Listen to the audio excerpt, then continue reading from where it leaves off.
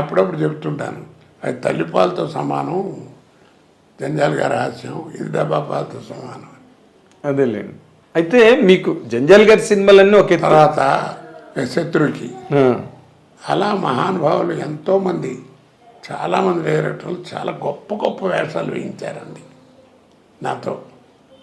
శత్రువు, గణేష్ ఎలాంటి అయ్యో అంత మాట, తిరుపతి స్వామి, బ్రహ్మాండం, ఎంతోమంది చాలా మంచి వేషాలు వేయించారు. కానీ ఈవీవి సత్యనారాయణ నన్ను పిండేశాడు. అసలు ఒక వేషం కాదు, ఒక రకం కాదు, పిచ్చి పిచ్చిగా పిండేశాడు. అంతే, నాలో ఉన్న మ్యాక్సిమం క్యాలిబర్ అంతా రాయించాడు. ఆ రుణం తీర్చుకోలేదు. అదేలేండి, మీతోని రకరకాల క్యారెక్టర్లు చేంజ్ చేసాడు ఆయన. 50 సినిమాలు ఎన్నో తీసాడు. అవునండి. 3 సినిమాల్లో ఇంట్లోనూ డేట్లు కుదరక చేయలేదు. ఆ ఒక్కటి అడక్క సినిమా లేదండి. అవును, అది యాక్చువల్గా నాతో చేద్దామని ఎంత ట్రై చేశాడో. ఇది రావుగోపాలరావు క్యారెక్టర్. ఓకే, వైజాగ్లో షూటింగు, అవును, ఎక్కడ అడ్జస్ట్మెంట్ కుదరదు, కాంటు బట్టే నీ వల్ల కాదు, చేయలేవయ్యా, వద్దులేని వద్దని గోపాలరావుని పెట్టారు. అప్పటికే పాపం ఆయన అనారోగ్యం, బాగా అనారోగ్యంతో ఉన్నారు. మనకు అది తెలుస్తుంటుంది కూడా, తెలుస్తుంటుంది స్క్రీన్ మీద. అవును, అలాగా. కాబట్టి రావుగోపాలరావు కాబట్టి ఎంజాయ్ చేశారు అందరూ. అవునండి, అది ఆయన కాబట్టి. ఇంకోటి చేస్తే ఆ వేషం పండదు, సినిమాకి డ్యామేజ్ అయి ఉంటుంది. పండదు, ఆయన వేషం పండపోతే ఇంకేముంది సినిమా. నా పెళ్ళింట్లో నా వేషం పన్నట్టు. అవును, అసలు ఆ రోజులు అహనా పెళ్ళంటే చేసినప్పుడు ఎలా ఉండేదండి మీ క్యారెక్టరు, ఆ పిచ్చి క్యారెక్టర్, ఆ బస్ స్టాండ్ దగ్గర ఆ ప్రతిఘటన చేసిన తర్వాత వచ్చిందండి. అదే ప్రతిఘటన చేసిన కోట శ్రీనివాసరావు అనే నటుడు, ఇందులో నీ క్యారెక్టరు ఏంటి అసలు? ఆ క్యారెక్టరు అండి, ఆ వేషం చేసడానికి ఆ సినిమా తీసిన ఆ ఇంటి ఓనరు, ఆయన తెలుగుదేశం ప్రెసిడెంట్ ఏదో, కోట శ్రీనివాసరావు, ఆడైతే నేను అసలు ఇవ్వనని చెప్పి 4 రోజులు షూటింగ్ జరిగింది. అప్పుడు మానేశాడు. అప్పుడు ప్రొడ్యూసరు రామానాయుడు గారు చిచ్చే, ఆ సినిమా అట్లాంటిది ఏం కాదండి, ఈ సినిమా కాళ్ళు ఉంటుంది, నా మాట వినండి. రోజు చేసిన సీన్ మళ్ళీ చేయించాడు ఆయన కూర్చోబెట్టి. ఆయన అప్పుడు నమ్మి ఇచ్చాడు, కంటిన్యూ చేయించాడు. మంగళాదేశ్ సినిమా ఏమో అనుకున్నారు అనుకుని గొడవ. అసలు ఆ సినిమా అసలు ఎట్లా, అసలు ఆయన అదే చెప్పేదండి. ఆయన ఊహలకి ఇది మనం పట్టుకోలేము.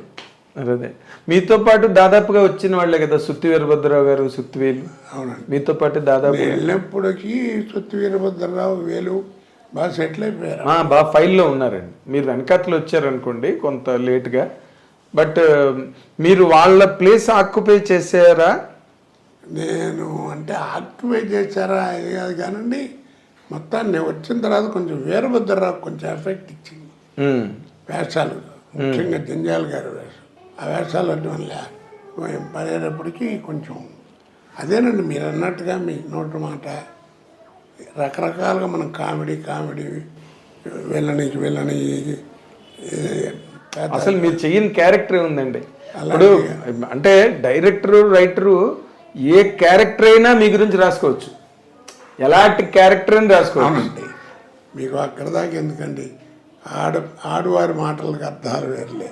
ఎస్, మంచి వెంకటేష్తో చేసిన సినిమా. అసలు ఎంత మా అబ్బాయి ఆ సినిమా చేసి వచ్చిన రోజున వాడితో కూడా అన్నాను, నీతో మాట్లాడినట్టు ఉంది ఆ సినిమా అంతా అన్నది నా వేషం అని. కొడుకుని ఆకలిస్తుంటాను. అవును, చెప్తున్నా. దానిలో డైలాగ్ ఉంది కదా, నేనంటే నీకు అంత ఇష్టం ఏంట్రా, పోయే ముందు డైలాగు, అది చాలా చాలా గొప్పగా ఉంటుంది ఆ సీన్. అవునండి, డైరెక్టర్ మహానుభావుడు, కుర్రాడు. అవునండి, అవును, చెప్తున్నానండి. ఎన్ని రకాలు, ఒకట రెండా, అదే అసలు ఎన్ని వేరియేషన్స్ దాంట్లోని. అసలు ఇందులోని సార్ ఇంత బిజీ లైఫ్లో మీరు ఇందాక అన్నట్టుగా ఒకరోజు 3 రాష్ట్రాల్లో షూటింగ్లు చేసి ఆంధ్ర అంతా కార్ల మీద తిరిగి మీరు షూటింగ్లు చేయడం నాకు తెలుసు. మీరు బ్రహ్మానందం గారు, బాబుమోహన్, 3 ఇన్విటబుల్స్, మీరు బ్రహ్మానందం గారు, బాబుమోహన్, ముగ్గురు కూడా. మీ ముగ్గురు మధ్యన అంటే ఫస్ట్ క్వశ్చన్, మీరు అలా అంత ఫాస్ట్గా షూటింగ్లు, అంత ఆక్యుపైడ్గా, అసలు ఫ్యామిలీ లైఫ్కి ఫ్యామిలీకి మీరు ఎంత టైం స్పేర్ చేయగలిగారండి? నిజంగానండి ఉమ్, నేను ఇప్పుడు ఇంట్లో కూడా బాధపడుతుంటాను. నేను కోల్పోయినవి రెండండి, ఉమ్, చాలా ఇంపార్టెంట్ విషయాలు. ఒకటి ఫ్యామిలీ లైఫ్, పిల్లలు చదువులు, వాళ్ళని చదువుతున్నాం, ఏం చదువుతున్నారు, ఎలా చదువుతున్నారు, వాళ్ళు స్కూల్కి వెళ్తున్నారు లేదా అసలు తెలియదు నాకు. అదృష్టం బాగుండి పిల్లలు ఏదో వాళ్ళు చదువుకున్నారు తప్ప నా మిస్సెస్ ఏం చదువుకోలేదు. అది 4వ క్లాసు 5వ క్లాసు అదేం చెప్పేది కాదు. పిల్లలు చదువుకున్న వాళ్ళే పోస్ట్ గ్రాడ్యుయేట్లు అయ్యారు, చదువుకున్నారు, పెద్దవాళ్ళు ఉద్యోగాలు, అది వేరు. అదృష్టం అది. ఎంత లాస్ అయిపోయానండి. ఉమ్, నెలకి 15 రోజులు 2 నెలలకి అట్లా చూసేవాడిని పిల్లల్ని. బెంగళూరు వెళ్ళినప్పుడు అక్కడ బట్టలు అవి బాగుంటాయంటే పిల్లలకైనా కొనుక్కొచ్చేవాడిని. తీరా వచ్చేవాడికి సైజులు సరిపోయాయి కాదు. 2 నెలలు ఆడపిల్లలు మరీ ఫాస్ట్గా పెరుగుతారు. అవును, ఏడుపు వచ్చేది నాకు. ఉమ్, ఆ రోజుల్లో 2000 పెట్టి కొనుక్కురావటం అంటే ఒక మాటల. అవును, అలాగా అదొకటి, అది మెయిన్ అండి. ఇప్పుడు ఏడుస్తున్నాను, ఎవ్వరు ఉండరు. మనవాళ్ళు ఇద్దరు, ఉమ్, వాడు పోయాడు. మనవాళ్ళు చాలా బాగా చదువుతారన్న మనవాళ్ళు. అదే నేను ఎప్పుడు అనుకుంటుంటాను సార్, ఏంటంటే మీరు చిన్నతనం అంతా వాళ్ళని చూడలేదు, మీరు స్టేబుల్గా స్టడీగా ఇంటి దగ్గర ఉండే టైంకు వాళ్ళు లేరు. వాళ్ళు ఇప్పుడు వాడు చూడండి, పొద్దున్న ఒకడు 6:30కి పోతాడు, ఇంకోటి 7:30 8కి వెళ్ళిపోయాడు. మళ్ళీ సాయంకాలం ఎప్పుడో వస్తారు. వాడు ఇంజనీరింగ్ పెద్దవాడు.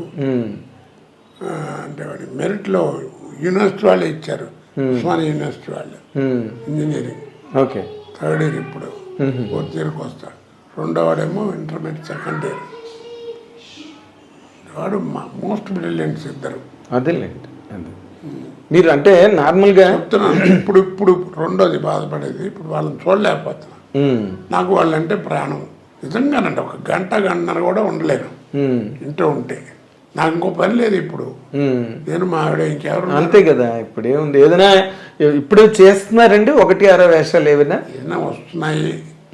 అడుగుతాను ముందు, మీరు బాబు అని క్లియర్గా చెప్తాను, ముందు కథ చెప్పు కానీ అని. మెట్లు ఎక్కడం దిగటం కష్టం, గబగబా నడవటం చేయటం ఏదైనా కొంచెం డిలే అవ్వచ్చు, ఫ్యూ సెకండ్స్. అది పొజిషను, డైలాగ్ ఇలా మెమరీ అన్ని బ్రహ్మాండంగా ఉన్నాయి. నా ఫిజికల్గా నాకు ఉండేటువంటి ఇబ్బంది ఇది. మెట్లు ఎక్కడం దిగటం గబగబా చేయలేను.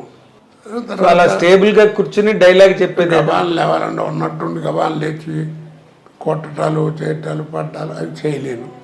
ఇప్పుడు కథ చెప్పు అంటాను.